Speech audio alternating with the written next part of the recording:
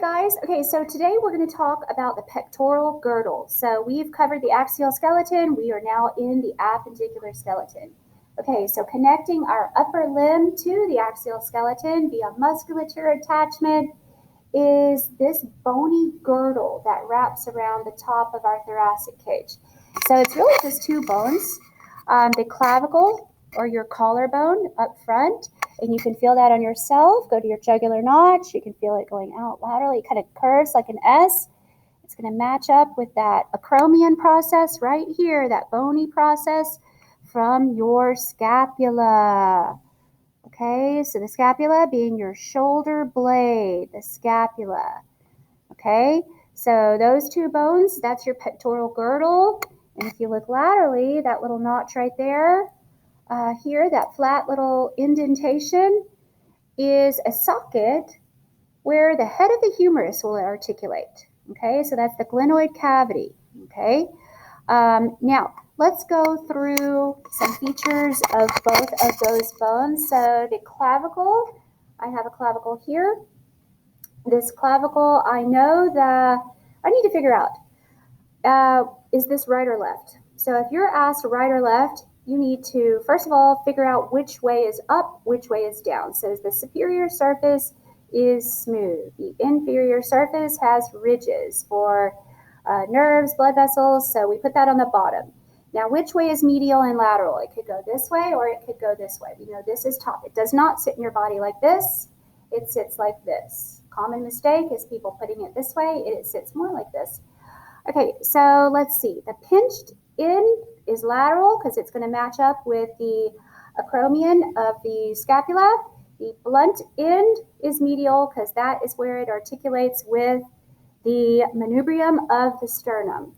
So that blunt end, I can put my finger like this and I can pinch the lateral end.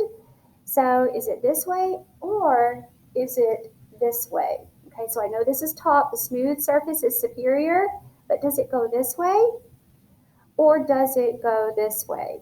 All right, so the way I can figure that out is just palpate on myself. So the convexity, because you know it's an S curve, the convexity is medial and it goes deep, deep, deep, kind of goes in like that laterally.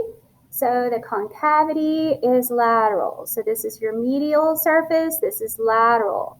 This is superior, this is inferior. So it definitely goes in my body. This one is a right clavicle. That is this one. Okay, so the smooth surface is superior. The blunt surface is medial. The pinched surface is lateral. The convexity is medial. Concavity is lateral. So this as well is a right. Well, let's figure out what this one is. Okay, here we go. This smooth surface is superior. Blunt end is medial. Pinched end is lateral. Convexity is medial. Concavity is lateral. Sits in my body like that. Okay? All right, so this blunt end matches up with the manubrium. This is the sternoclavicular or SC joint. You can feel that movement there. Okay, now the pinched end articulates with the, let's go this way, of the acromion or acromial process of, remember acromion means shoulder. Okay, so the acromion, which is this rugged pinched end here. Let's see, I can remove that tape for you. Okay, so that is that connection. This is the where the clavicle meets the scapula at the acromion. This is the AC joint. Okay, so A for acromion, C for clavicle. Okay, so that's where that motion will occur. I follow that acromion back. It kind of proceeded out of the spine of the scapula.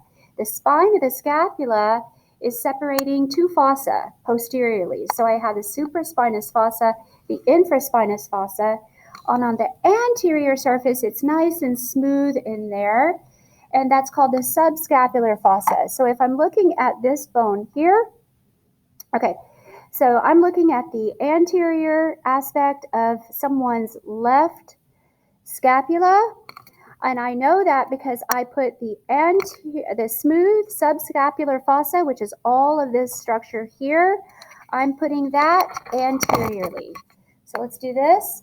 Okay, so this is the smooth anterior surface. This is the subscapular fossa.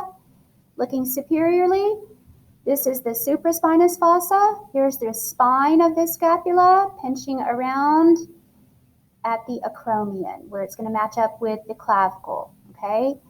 So this beak-like process that comes out, like kind of nooks like that, crooks a little bit like that, that is the coracoid process for muscular attachment for your arm.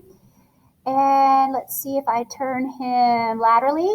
This is your glenoid fossa or glenoid cavity. This is that socket that the head of the humerus is going to sit in. Okay, let's look more posteriorly. So here's your supraspinous fossa, infraspinous fossa, lateral border, because this is lateral, right? Your humerus hangs out here as such. Okay. And this is the medial border. So that's in line with your spine right there. Okay, vertebral border, medial border. Okay, so if you're looking at how it's lined up on this guy, this vertebral border in line with facing the vertebrae, his inferior border at an angle, okay, the lower tip of his scapula, the spine of his scapula, subscapular fossa, infraspinous fossa, supraspinous fossa, his glenoid cavity, his acromion, anteriorly is the subscapular fossa, the coracoid process, once again the acromion that articulates with the clavicle. And that is the pectoral girdle. Good job, guys.